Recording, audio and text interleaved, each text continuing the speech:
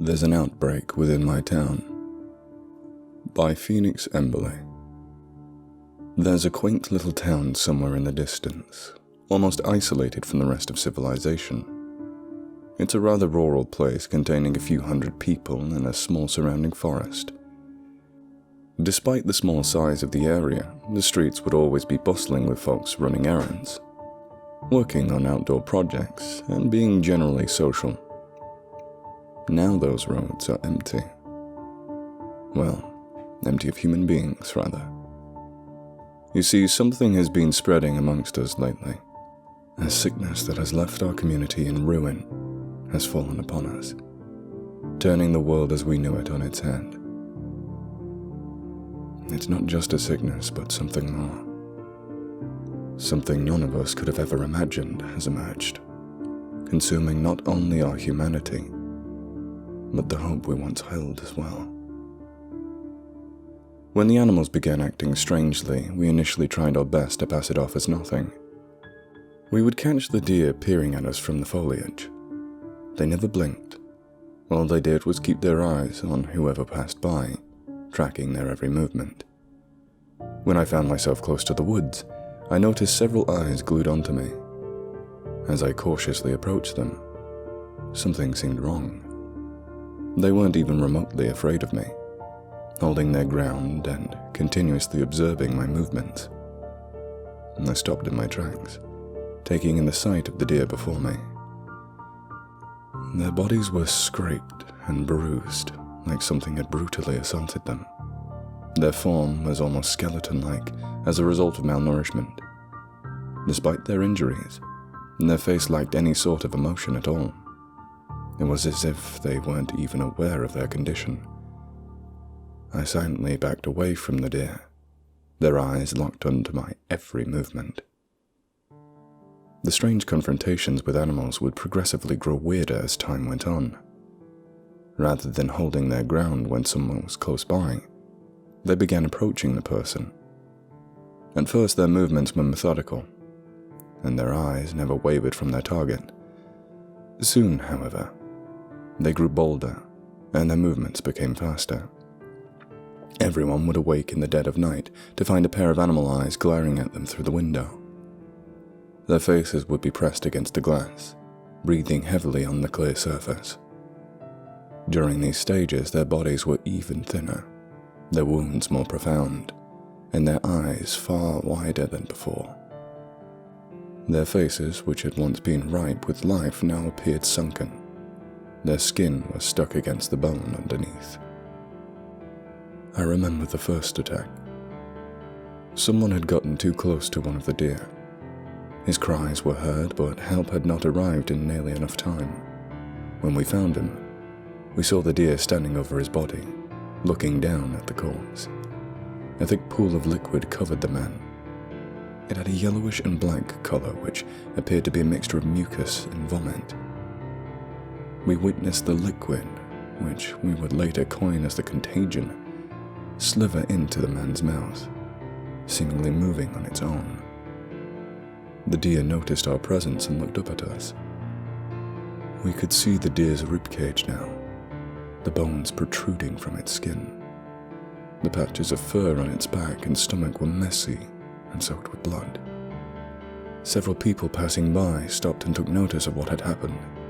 Some screamed with horror, whilst others gagged at the ghastly sight. I covered my mouth with my hands, attempting not to get sick at the vomit-inducing scene before me. Everyone winced as the deer took a step towards us, and then another. Then it dropped to the ground, dead. The two bodies were soon surrounded by the morbidly curious spectators, everyone either whispering or calling for help. Our small town had never witnessed such a grisly sight, and we had an extremely small law enforcement presence since, well, nothing ever happened here. I looked at the man once more. His mouth hung open, his eyes nearly bulging out of their sockets. His body had been beaten and bruised, and his clothes had been torn from the several bites he had received. The mix of whispers and shouts all ceased as we took notice of a woman behind us. She didn't say a single word. Instead, She simply pointed towards the forest, and our heads swiveled around to face the woods.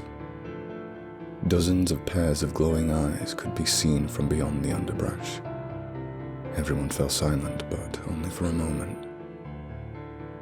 My ears were once more pierced by the shrill shrieks produced from the crowd as the deer erupted from the bushes and sprang towards us, moving impossibly fast given their physical state. We all frantically sprinted in the opposite direction, shoving past one another and making their way towards their homes. I saw the deer pounce onto my neighbors and stomp down on their chest, snapping bone and tearing the victim's flesh with their teeth. The cries of those who were being attacked were quickly stifled by the deer crushing their throats with hefty hooves. I tried my best to keep my vision away from the hordes of monstrous animals attacking the people around me. I could hear heavy heaving as the deer projectile vomited the contagion into the orifices of its victims, and the sound of screaming began to fade as the sickly animals caught up with us. Most of our town was infected that day. A few police officers fired round after round at the deer, but to no avail. I do my best to suppress the memories of the outbreak. To remember them is to bring forth such a heavy dosage of anxiety that my entire body quakes with fear. The human bodies that littered the streets wouldn't stay deceased for long. I saw them lift themselves from the pavement and stretch their limbs. They stumbled around for a while before becoming stable and walking around town. When the infected are reanimated, they act almost normally. They converse with one another, and they're able to function properly despite their injuries. Others even made phone calls to what I assume were their friends and family. The point was null, though. After all, who would ever believe what was happening in this town? Certainly no one sensible, be it family or the police. As the days passed by and the survivors' resources ran low, some brave folks would attempt to sneak through town and to the stores to gather supplies. The infected wouldn't even attempt to give chase to the looters. Instead, they stared at them with their cold, dead eyes. Disturbingly enough, it seemed like the infected were completely aware of what was happening. They could be heard sobbing at times. Some even crumpled to the ground and angrily pounded their fists to the ground until their fingers bent backwards and their hands tore open. They showed no reaction to the pain, however. Instead, their lack of feeling sent them into a further rampage. Before they could injure themselves more, they stopped. They sat there, motionless for several minutes, as something took control of their actions and prevented them from sustaining greater damage. I also saw the infected lose control of their movements as they attempted to exit the town. Something was keeping them there, and something was preserving their bodies as well. A few days quietly passed, and the infected remained dormant and harmless. Their bodies grew malnourished regardless of how much they ate. I felt sorry for them in that regard. My body was growing thin as well, and I had been quickly running out of food. They were having their energy drained, something which was evident considering their sunken faces and colorless skin. Those who attempted suicide found it a fruitless effort. They simply wouldn't die, and their actions were halted by what was keeping them alive. It was the contagion. I remembered how it slithered into the mouths of the infected. It moved on its own as if it had a mind, some sort of primitive desire to remain alive. The infected, no matter how much food they consumed, grew thinner every day. The contagion was draining them of their energy until it was forced to move onto a new host. That's why it was keeping them around, so it could take over their bodies and spread themselves further. It's why the infected were allowed control over their actions unless they attempted to harm themselves or leave town. The infected who chowed down on every last morsel they could would only serve to sustain the infected even longer. They needed to feed, and they knew they had to be transmitted one way or the other. I suppose they simply wanted to make their meals last as long as they could. The infected appeared as drained as possible now, and although they couldn't feel themselves degrading, I could tell they understood what was happening to them. They didn't even walk around town or talk with each other anymore. They simply sat down and stared into the ground. They were hopeless and fearful, many of them bawling their eyes out for hours on end, filling the air with their distraught howls. Most of all, they felt helpless to stop what they knew would soon happen, and they understood that ultimately, they no longer had free will.